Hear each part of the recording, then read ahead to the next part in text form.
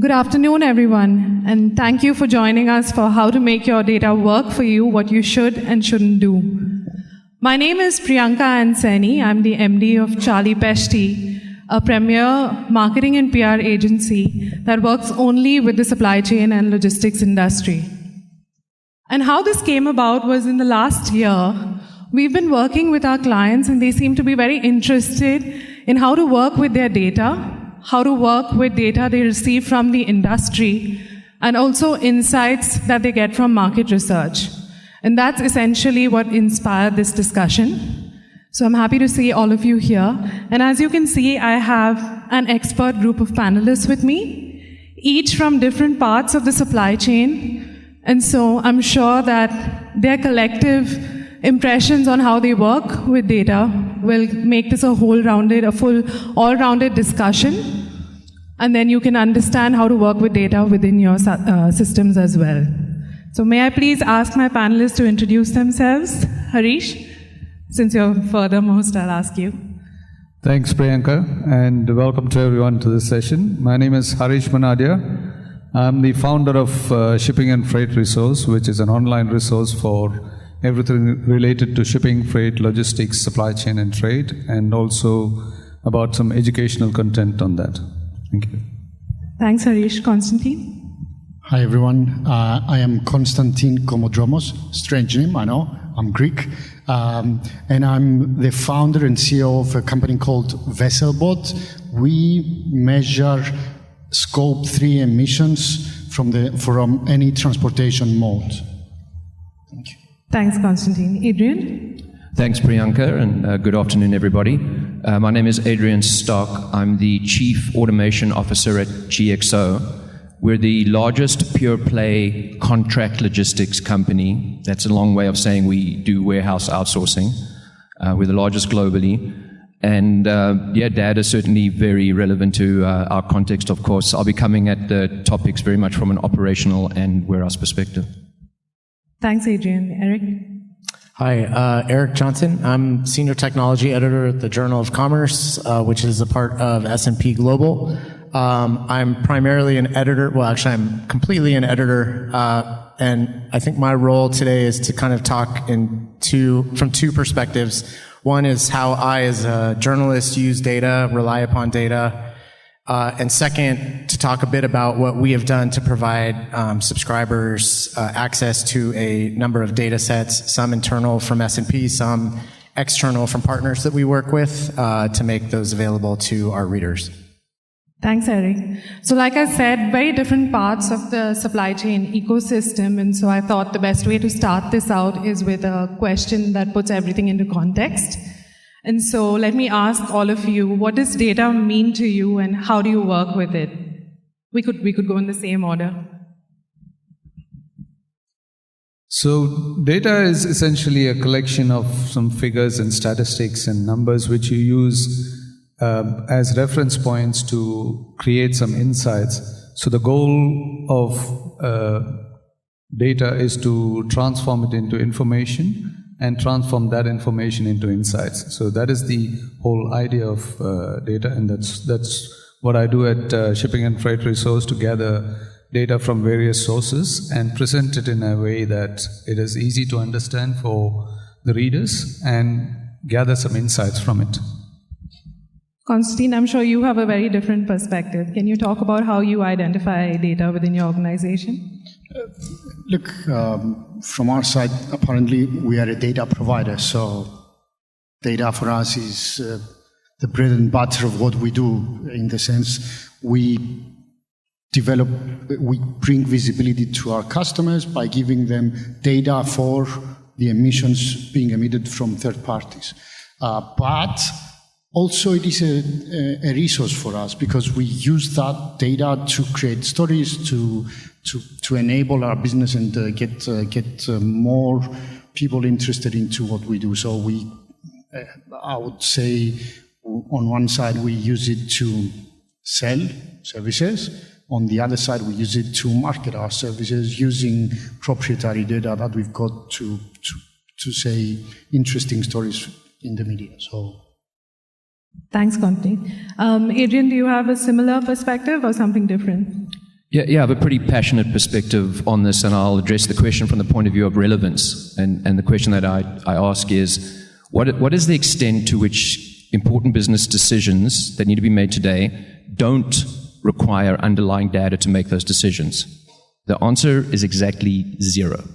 Every important decision, business decision, whether it's strategic, short-term, has to be based on the underlying data to direct and to make the right informed decision. The reality, though, is that I see a lot of the time decisions, again, strategic or short-term tactical, are anecdotal, subjective, and when I ask questions and challenge, or what's the underlying data that got you there, it's not great answers. It's not obviously the case in all instances, but the point that I'm trying to make, there's a gap right now between the relevance of data and how organizations are truly using it.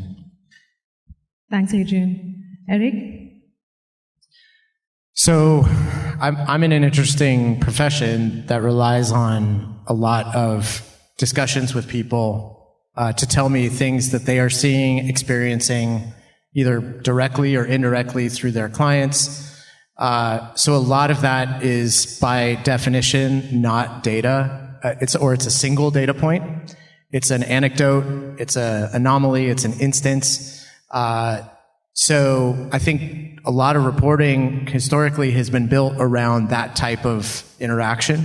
I think what we've seen over the last few years, and something that we rely upon a lot more than, day by day, and certainly than we used to maybe 10, 15 years ago, is does the data that talks about that same thing that I talked to a person about, a transit time between two ports, a disruption that's happening on a trucking lane, is that what that person is seeing? Is that aligned with what broader data set is telling you? So that's become a huge part of business reporting now, is making sure that the data sets align, or I should say what people tell us independently aligns with what the data sets are telling us.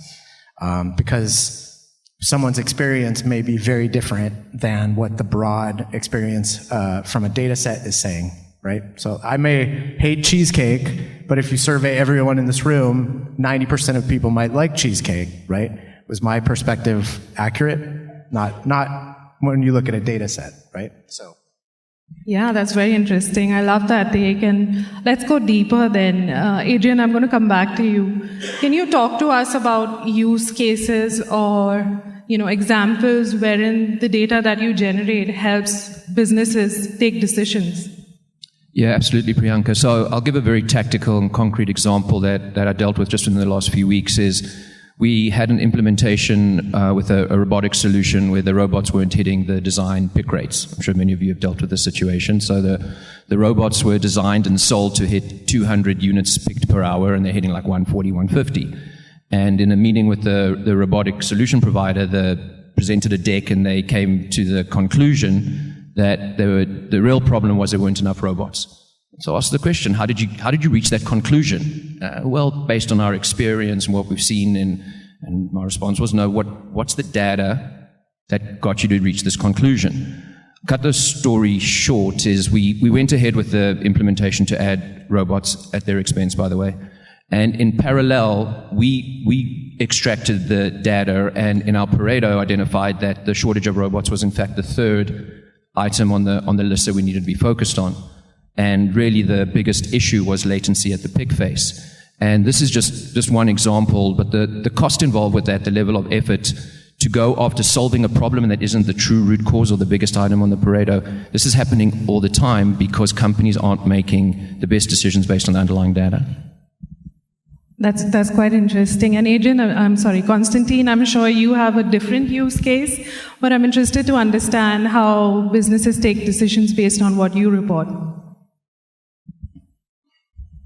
Currently depends, because majority of organizations today are using emissions averages, which means they don't actually know anything.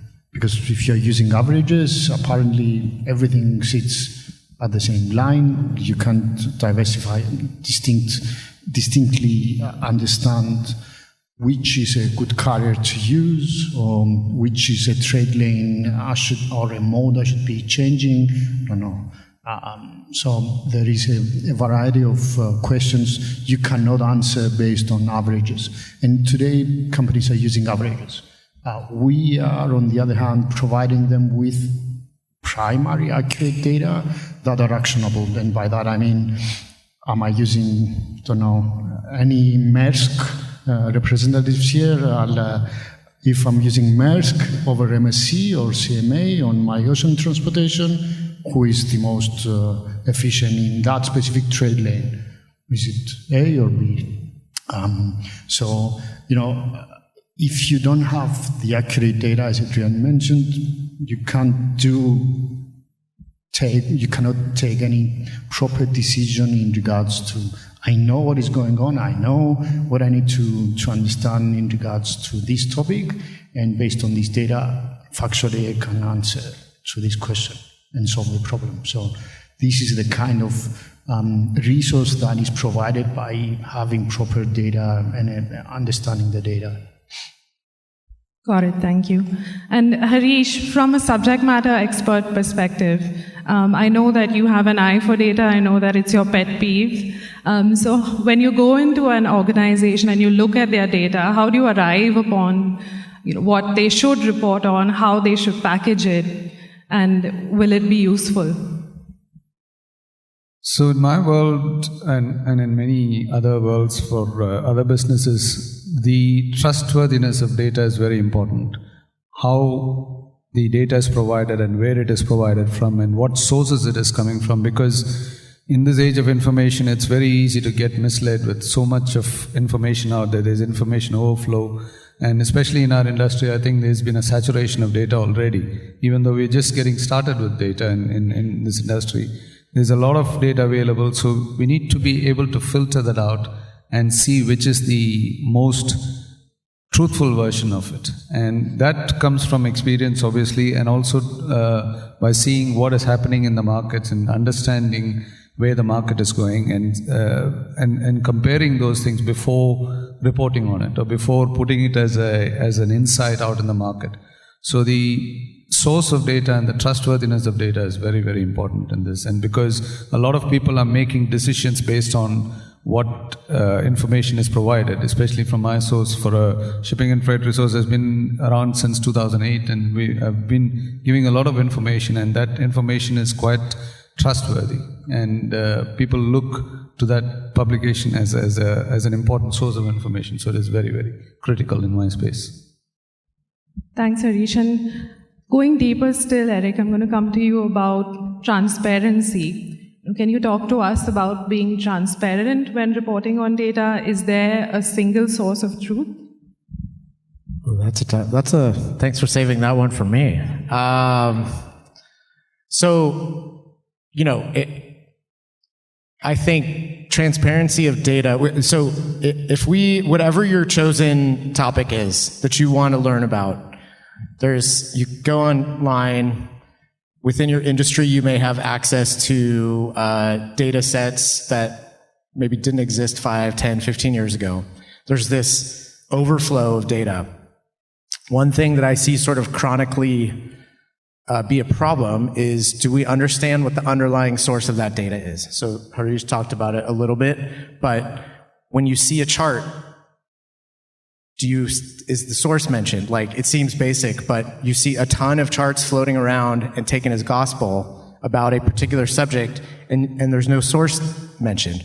Once that source is mentioned, that's the first sort of validation point. But then understand the context for that data.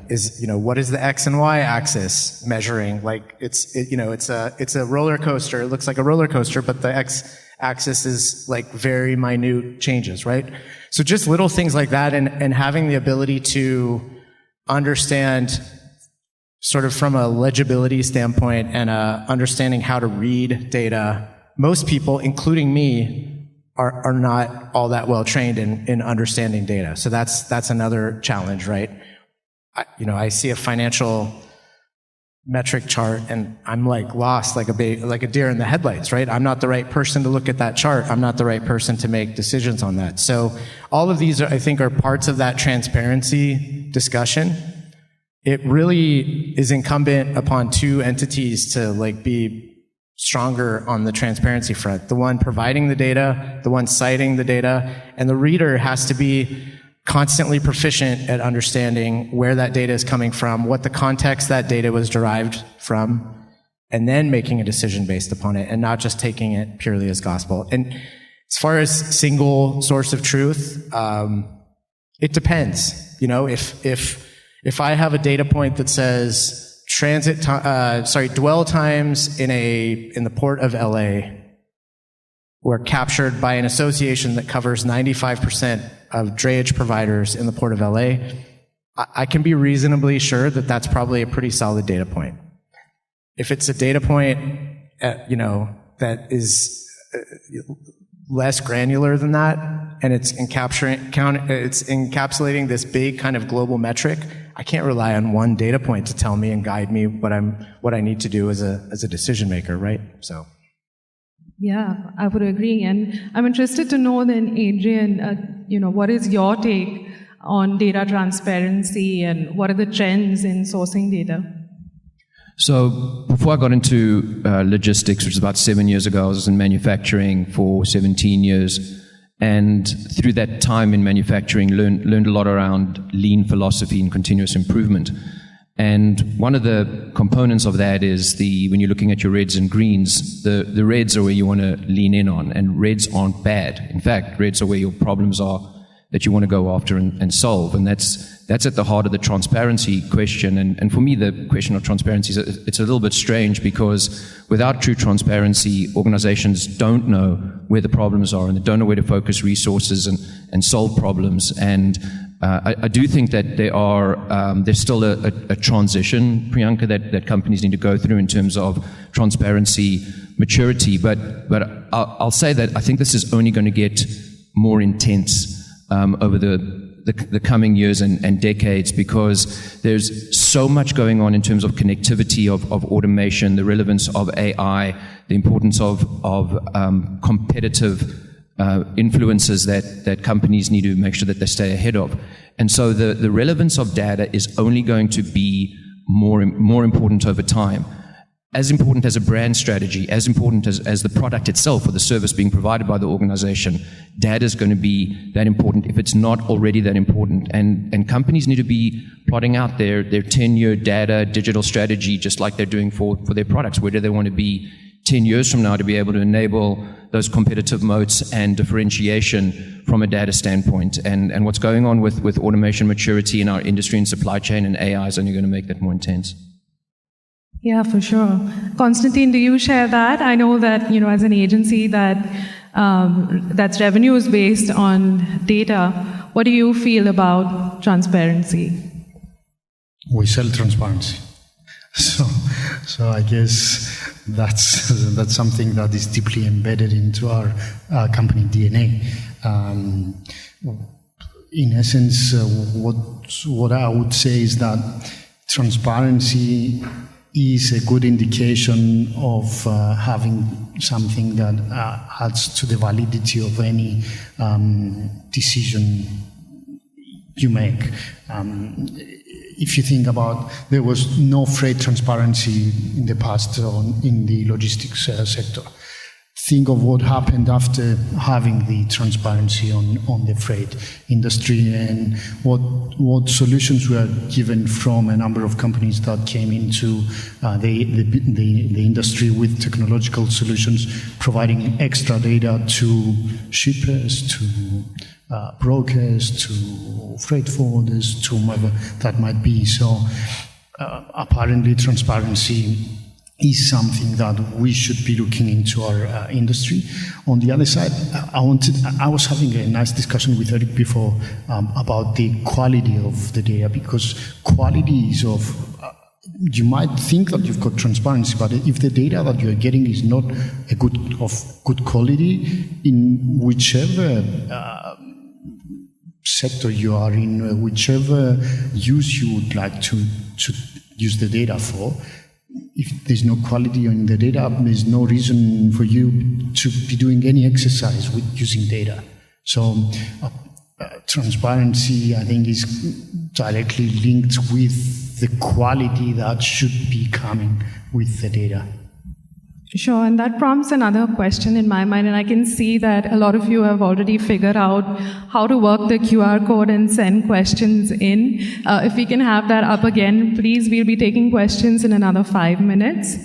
Hariesh, continuing what Constantine said on quality, I want to understand what prompts you from a media perspective to report on data. You said that it's already oversaturated, you use those words. So what sticks out? What would make you do a story on data? What sticks out for me is what I'm able to convey to the audience. What are the audience looking for? What is the requirement currently, and what information is being sought right now? So there's different hot topics as it moves. There's freight rate issues, there's freight transparency, there's capacity issues.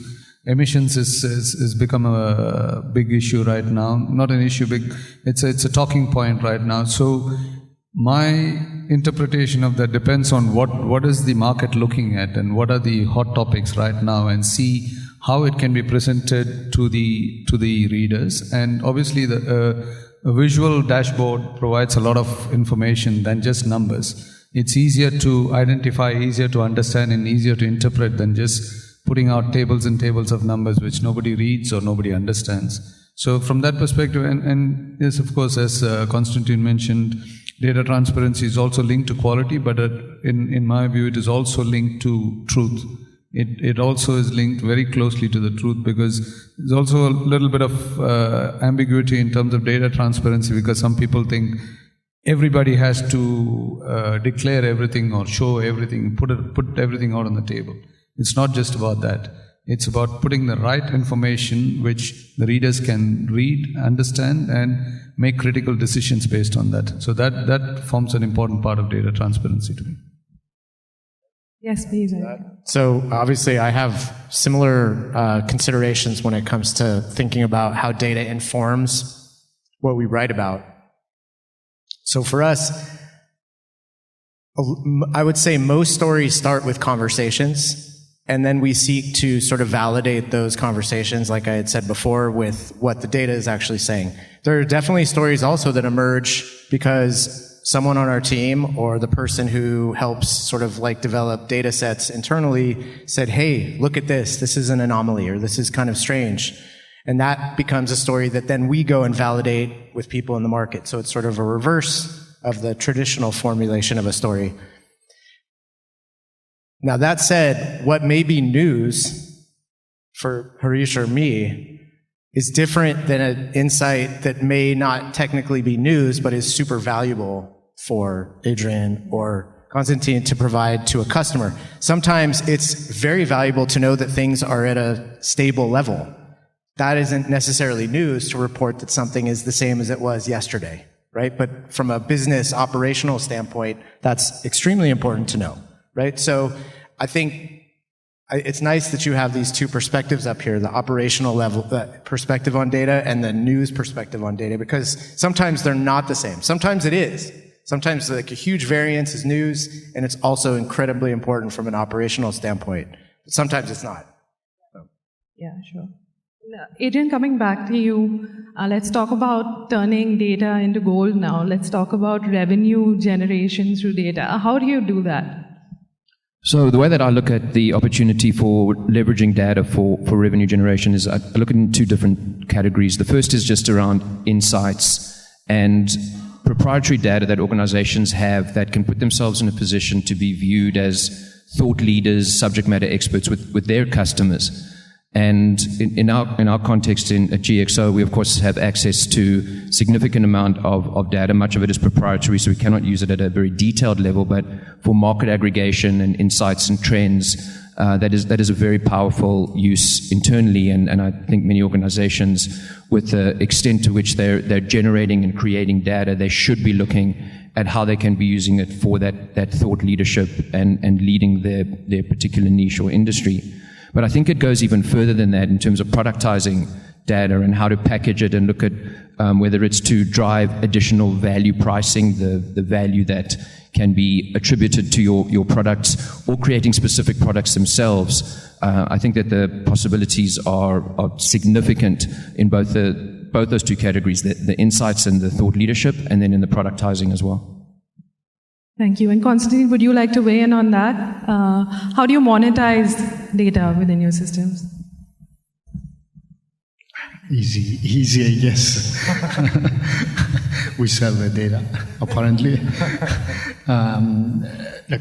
We develop proprietary data because we go and do all the work to collect from different sources 1 million of different data sources and data sets that we are collecting about emissions. So if an airplane is flying, we know it. If the speed of a vessel, we know it.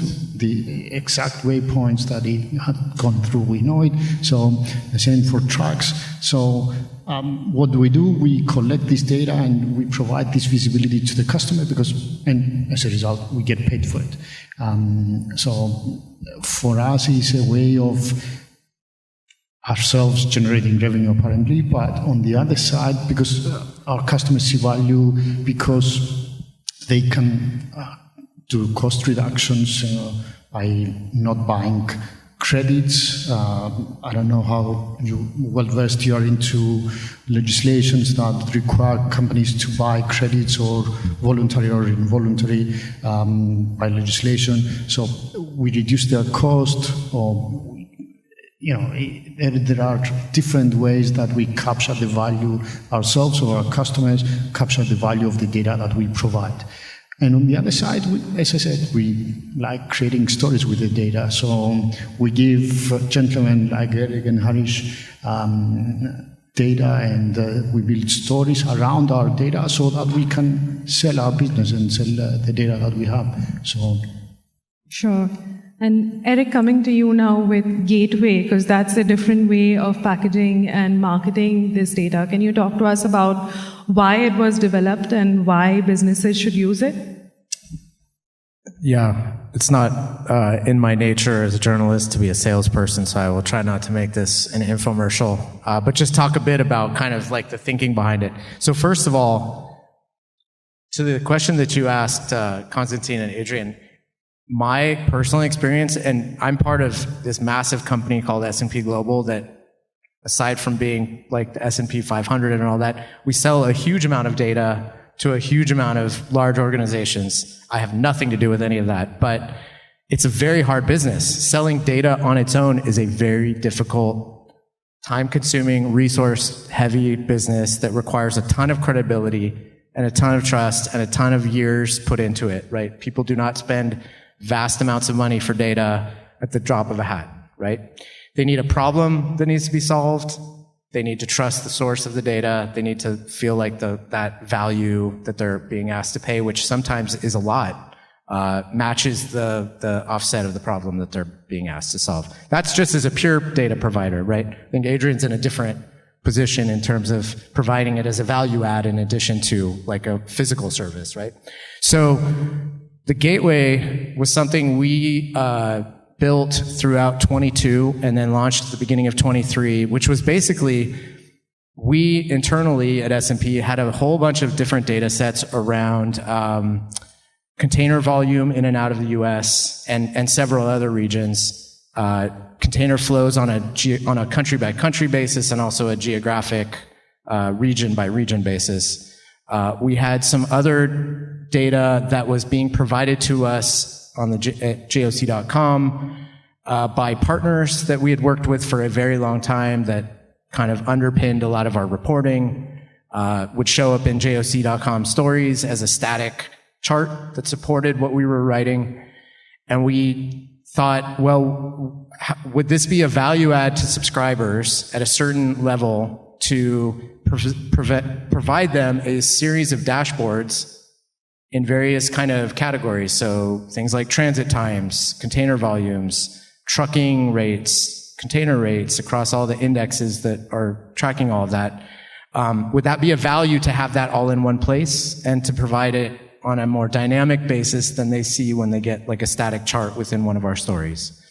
So it's basically as simple as that, is just kind of leveraging the data that we had internally and that we have access to through our network of partners that trust us to be good stewards of that data, and presenting it all in one place to subscribers. So it's no additional cost if you subscribe to our website at a certain tier. The higher the tier, you get access to more of the data. And it just comes with reading our story. The other thing I would mention is we really try to put, back to that context question, we try to put that data in the context of what we're reporting on. So under every chart in our gateway, you will see 4 or 5 recent story links of the things that we've reported on using that data most recently, so that people, if they want to understand the context around that chart, they can read something about that we've written that kind of gives them that broader view. Yeah, that makes a lot of sense, and I can see a lot of questions here, so I'm going to try and take a few of those. Here's an interesting one. How about gatekeeping of data? Will the industry reach a state where all relevant data is publicly available? If yes, what will it do to data selling as a business? Who wants to take that? I think that's quite a loaded question. Constantine, I think that's your world exactly. Not sure. Look, all the data being publicly available, I don't think this is ever possible for a number of reasons. Some companies want to share data, some other companies do not want to share data, and they want to keep them more internally. So I'm not sure there will be a single source of information for the logistics industry. However, more and more companies are willing to share data between them. So I can see these platform basis of collaboration where people are sharing in between them data. In essence, my company actually does that in a way, because we bring data coming from shippers and carriers together in a common platform where we harmonize, enrich, and provide that single source of truth as much as possible to our customers. But having everything publicly available, not sure whether it's easily happening. Thanks, Constantine. This is a question that I love personally because it's about accountability. How can shippers best hold software providers responsible for the quality of data on their platform? Harish, you look perplexed by that question. Do you want to take it? I'm trying to read. My eyesight is not as good. I'm trying to read that question. So the question is, how can shippers hold Software providers accountable for the data?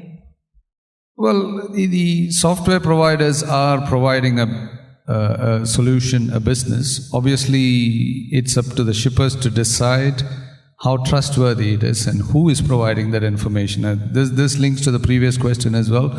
Data being publicly available, if it's too good to be true, it probably is, isn't it? So it's who is providing the data. That is very, very important, because there are reliable sources, and in this age of internet and Quora, everybody can ask questions and everybody can answer it.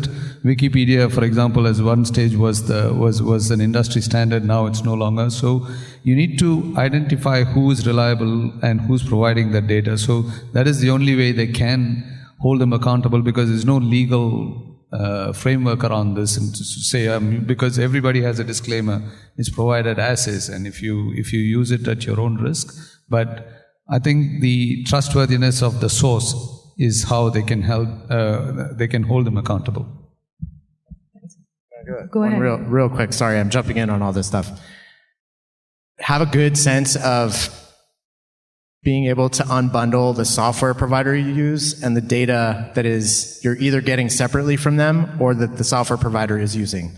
A lot of times the software provider is not generating the data that they are providing to you. They are buying it. Same with 3PLs that are offering you a technology service. They are often buying data that they don't have themselves. Sometimes they do have data, sometimes not. So it's the answer is it's really hard to validate, or sort of audit or hold accountable a software provider. The first thing is disentangle. Are they providing you a good piece of software that is helping you execute a process, and disentangle that from, is the data that they are providing along with that good or not? Maybe different answers. Yeah, and I think this is a good follow-up to that, Eric. What are the data providers that you think are reliable for freight forwarding specifically? If anyone's brave enough to take it, I'll let them. I want to be able to talk to them tomorrow, so I'm not going to say name names. Yeah, I'm just going to completely sidestep and go back to the previous question, actually. Just in terms of and I agree with the comments on separating the data from the software provision itself.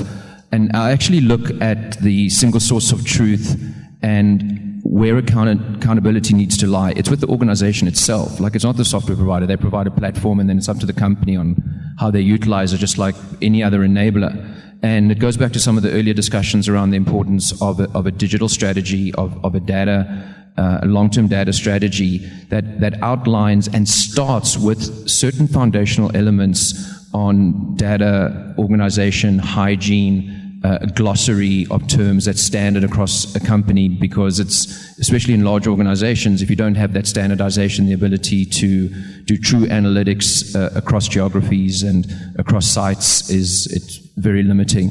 So for me, the question of like accountability to the software provider, I don't look at it like that. Well, they need to be able to get the data out of their systems, but after that, the quality and the governance for me rests with the organization itself. Thanks, Adrian. And I know we're just coming up on time here. I want to give everyone a minute to just get in their closing comments on this. What is that one actionable insight you'll give our audience when working with data? Hariesh? I keep going back to that source of truth. I think because a lot of customers here are making decisions based on the information that is provided, especially when to lock in freight rates or when to lock in freight rates with contracts and things like that.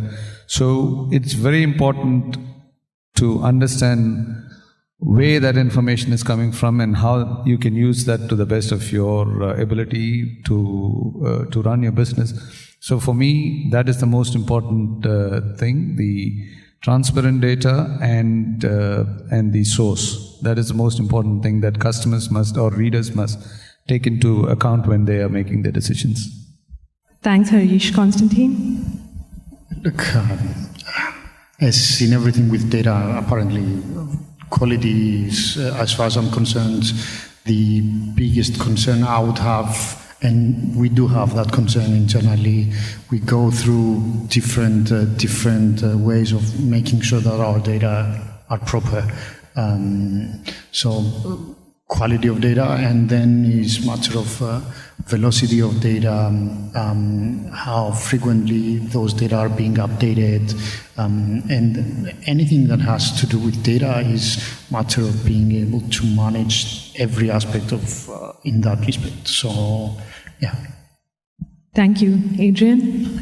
So I'll answer the question on like the one most important thing for me, and I'll bookend it with the comments I made at the beginning about relevance of data, and that my single piece of advice is whenever you're in a presentation and someone is trying to influence an outcome on a decision or a direction, if you're on the third or fourth slide and they haven't already addressed the question, ask them, what is the underlying data that drove that outcome?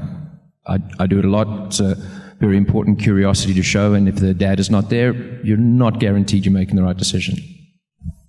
Thanks, Adrian. Eric? So if you think of an organization as like a patient, and the data is the sort of metrics about how that patient is doing. Is the heart rate okay? Oxygen levels okay? Liver okay? All that stuff. Liver's probably not going to be as okay in the next 3 days for us, but I think the most important thing you need to do is determine who is the diagnostic team within your company that figures out what to do with those symptoms and the metrics around how the body is performing. So it might be one person, depending on the size of your organization, who is your data guru. It might be a team. You might decide everybody in your organization needs to have some sort of proficiency in understanding what data means. You may say, none of these people are equipped to do this. We need to outsource this to an outside party to help us understand that. But that's the first step, is understanding who has responsibility to understand what the data means to your business, whatever the problem is, and then go into all the things that these guys have said about like quality and single source and making sure you're diversified on your sources. So. Thanks, Eric. And well, that's all the time that we have on this, ladies and gentlemen. But if you have questions and you'd like to understand how we've helped organizations work with their data, my colleagues and me will be around, and I'm sure panelists also for a bit outside. Can I please have a big round of applause for these panelists?